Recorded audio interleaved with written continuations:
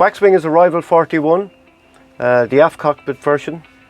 She's an incredible seaboat, lovely big displacement hull, and I chose her because of that design for the challenge. Marvellous. In August, I plan to sail solo, non-stop, unassisted around the world, from Ireland back to Ireland via the Great Capes. Wow, that's some challenge. How long have you been planning that for? A lifetime, I think, Gail.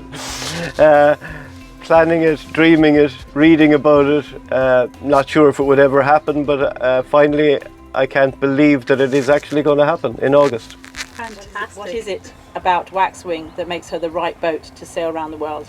I saw Waxwing a long time ago in Valencia Island on the Hard. My own boat was in there at the time, and I just fell in love with her. I thought, wow, if you had a boat to go around the world, that would be her. I loved the high bow. You'll see the keel in a while, but I mean, the underwater profile was beautiful. I never dreamed that I'd own her, and then it just came true, and so I will get to sail Waxwing around the world. That's really interesting, Peter, because we last met on Valencia, on the pontoons there. Correct. And my husband and I were on our boat looking back at your boat and going, now, if you were to sail around the world, that's a boat very good, really. Yeah, well, you'd see her, right? Yeah, you just see the lines, and yeah. Yeah, no, she is lovely, and I'm absolutely honoured to be on board her again, thank you. for sure. And what has actually driven you to embark upon this adventure of sailing around the world? I grew up watching my dad. Well, we all grew up with my dad sailing on different boats, a Galway hooker, lots of different boats. But in '86, my dad set sail single-handed across the Atlantic in a folk boat and back again the following year, and a series of events, eventually a full circumnavigation. So we kind of grew up with long-distance sailing in the family. And I suppose I always thought maybe someday I'd love to do that, and now the time has come, and things are just falling into place, and now is the right time. I've been planning it a good few years, and I'm just happy that I still can't believe it's happening, but it will this August. So you see a window in your life that you can suddenly do this. Now, we were talking earlier about a certain special person in your life who is supporting you. There are many people supporting you, but there's one particularly special person. Tell me about her. My wife, Kathy. It wouldn't be happening without Kathy. We were sitting down having dinner one evening, and I said to Kathy, God, I still really want to sail around the world. And she goes, well, you should. Why don't you? And I was kind of going, really? Yeah. Okay, so that's how that happened. Yeah.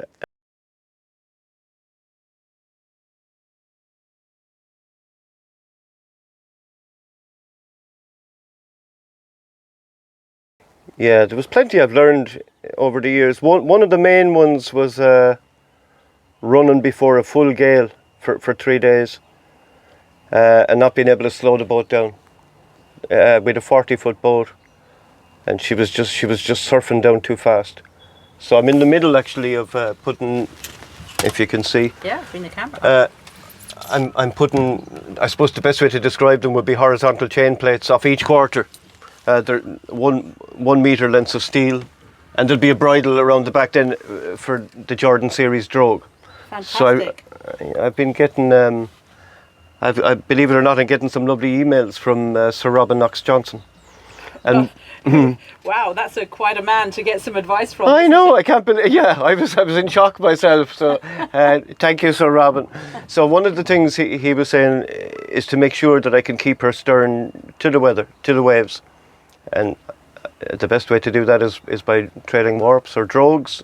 You're planning to go non-stop solo, but in your planning, and I see you've got some exciting charts down below and books and everything, which is really, really exciting to see. Are you at the same time planning what I call bolt holes? So as you're sailing around, are you noting, okay, I'm now this far away from the nearest port if I need it? Yeah, that's a very good question. I have done that, yeah. on every continent, which sounds funny, but I have. Yeah, so we'll mask off again now because I've gone back up the other end of the boat. Thanks a lot for that, Peter. Thank you. Appreciate it. Right. Yeah. We'll need to keep each other safe.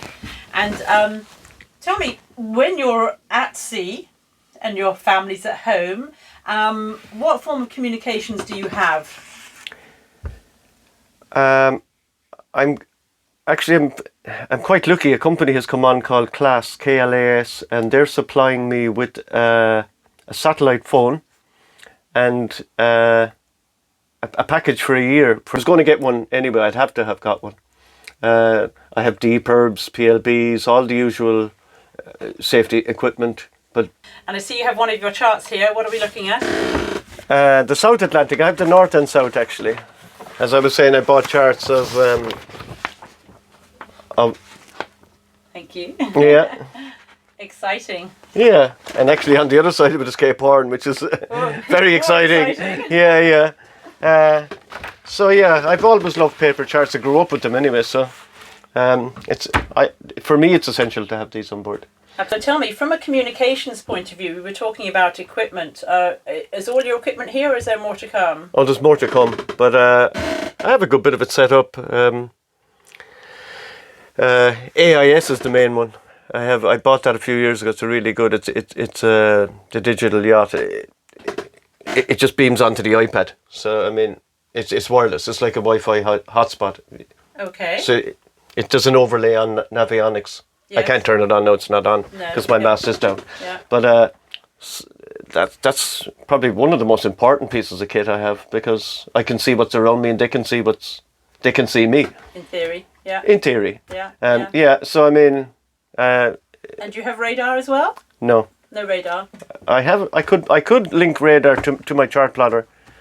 It's a possibility. It's all down to money. It's another expense, isn't it? Yeah. So one of the things I was asking earlier, and I didn't manage to get this question on camera, so I'll ask it now. So this is a big challenge that you're embarking upon, and just the challenge of getting ready to go is big.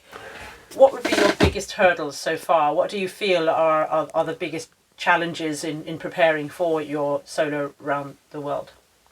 Unfortunately, the answer to that is money and time. Money, Yes. Money is unfortunately you have to have money you have to buy equipment. There's no way you can go off and do this with a wing and a prayer and hope that your equipment is okay. You need perfect equipment. You know that. Yes. It needs to be good, and that's costly. And the other thing against me, I suppose, is time. Time is ticking by quick. So, August will come quick. So tell me, we were just talking about launching into the water, and talking of water, there's only so much water that can go into the tanks of a boat, so I guess you're going to have to get a water maker. What are your plans?